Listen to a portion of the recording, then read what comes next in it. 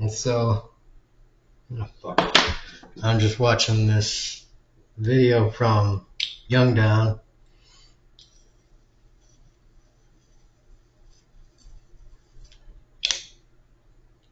about Carmelo Anthony's sentencing thing, which, I saw on Newsmax a while ago. I didn't think that was going to happen for a while, but apparently it did. So, well, it happened. Apparently the kid got 35 years,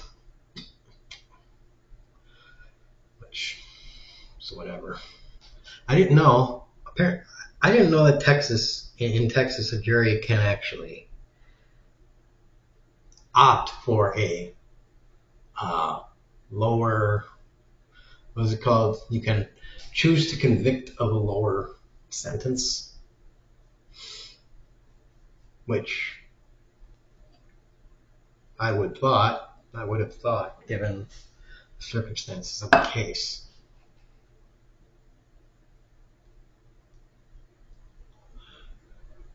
That would have been reasonable.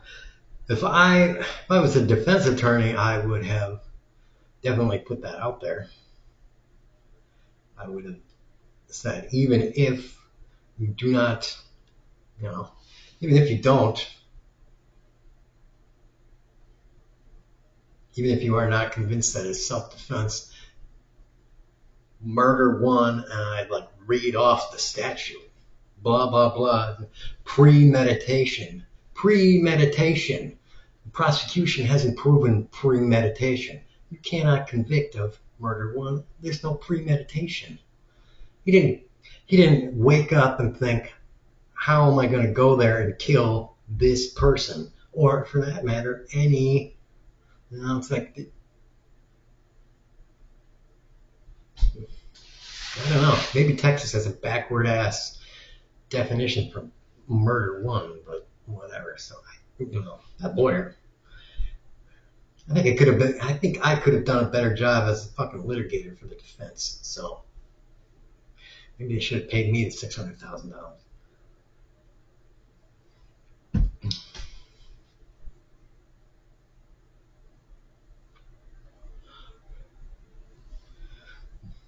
Yeah, at least they wouldn't have gotten 35 years. They have only gotten 5 years. That's better than 35.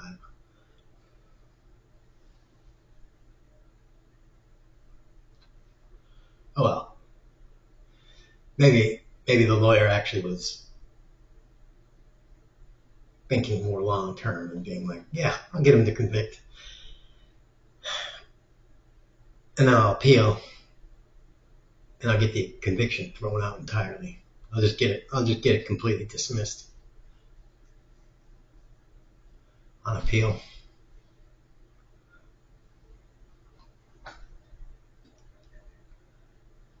Saying the prosecution fucked up or something. I don't know if you can do that. I think the appellate court will have to be like, well, you're gonna have to do a new trial or some shit like that. I don't know how the fucking appellate system works.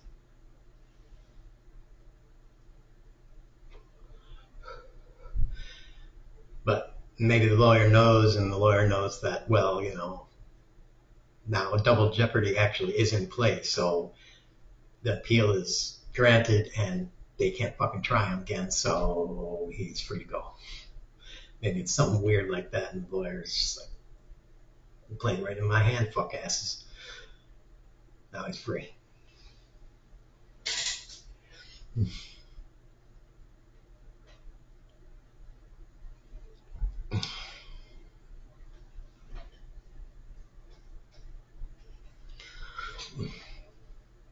So, I don't know.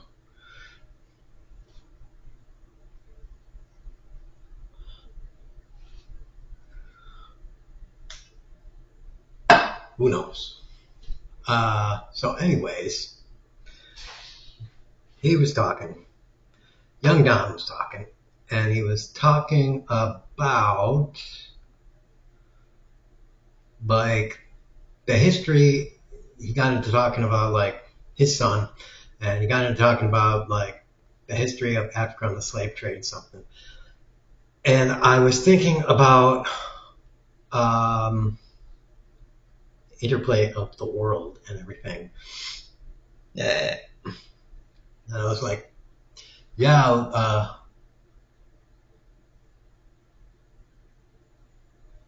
white people came on top by a kind of a lucky series of events and stuff. One of which is the Sahara Desert. The Sahara Desert didn't always exist. It wasn't a desert. And I don't know. This is kind of a theory without doing any looking up at all.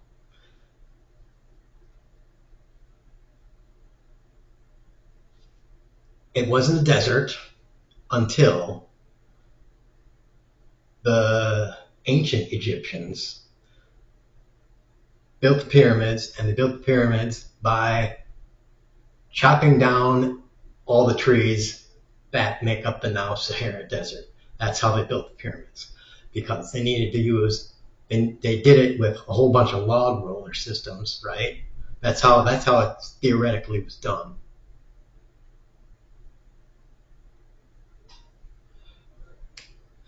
But in order to move all those blocks and stuff, that is the amount of forest that they needed to clear in order to get that done.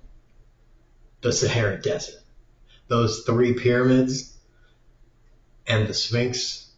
In order to build those 3 pyramids and the Sphinx, they needed to clear out a forest the size of the Sahara Desert. More or less. Maybe it all wasn't forest. Maybe there were some plains and stuff. But basically, a forest the size of the fucking Sahara Desert. And then, once those pyramids were built, and their civilization kind of, because,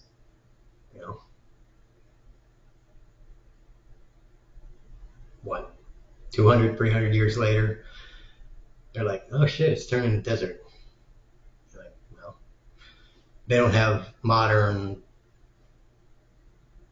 water irrigation or blah, blah, blah, blah, blah. It's turning desert. It's turning into desert, and yeah, it's fucked up. Side note though,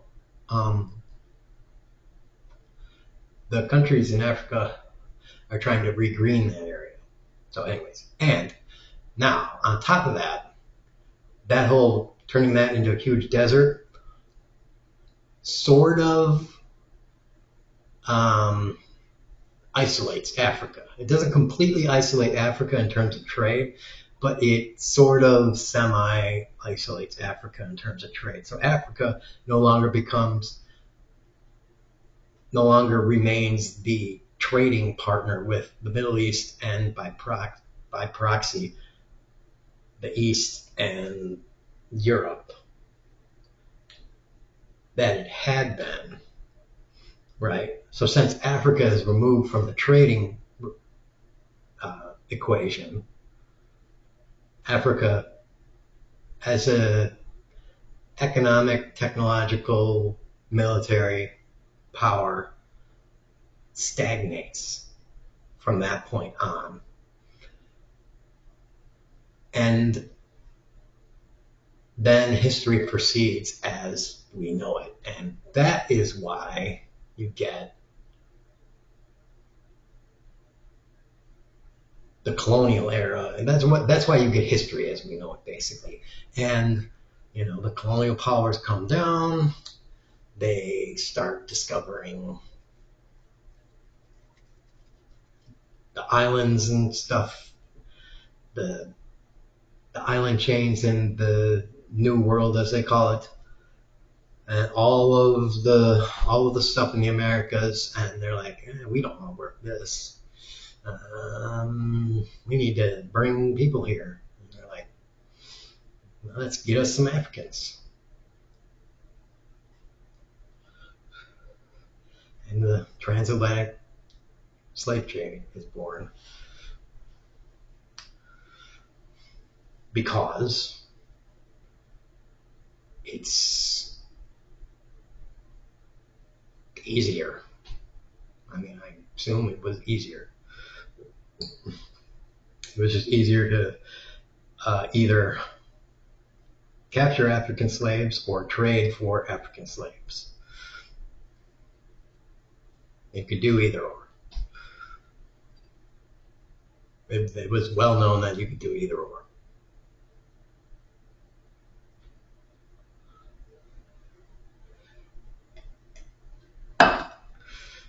And as I said in another video when I was watching the history of the colonization,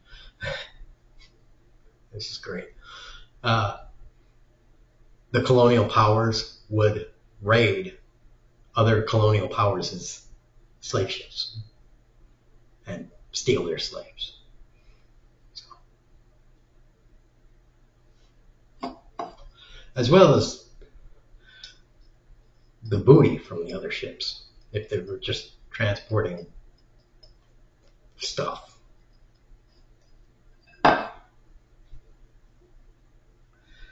You know, it was like, you know, unless there was like some kind of treaty, they weren't at war, something like that.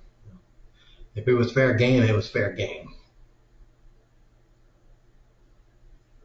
Otherwise, it wasn't fair game, and we're taking your shit. So it's like, oh, you white people are so bad. Woe is me, I'm black. It's like, yeah, well, you know, we're taking shit from the white guys too. You know, it's like other white guys' stuff is my stuff now because I had bigger guns and they hit their shit better. So you know, we're going over and grabbing that guy's white stuff. That white guy's stuff is now my stuff. So it's like, yeah, they didn't care. Black guy, white guy, wrong guy, right guy. It's on my ship now. So, you know, they did not care.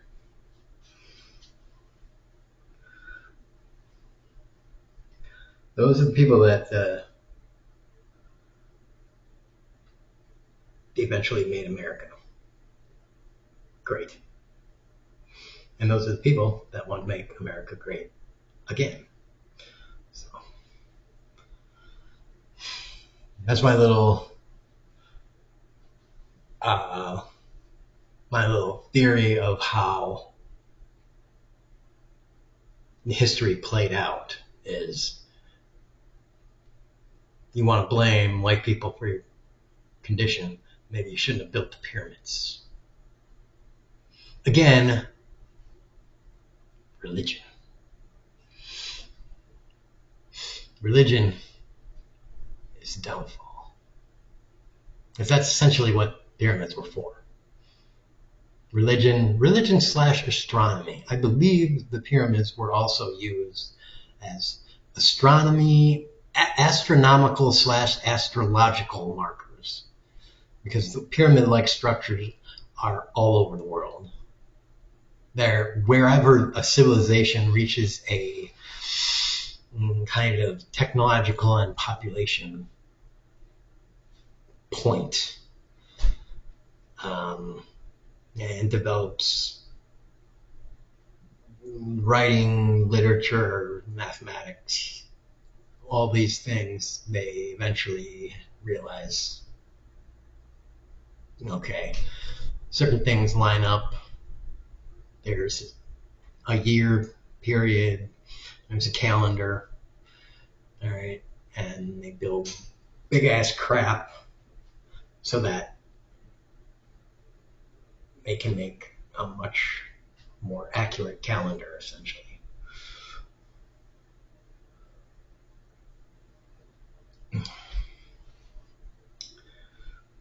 But also worship. So, yeah, there you go. And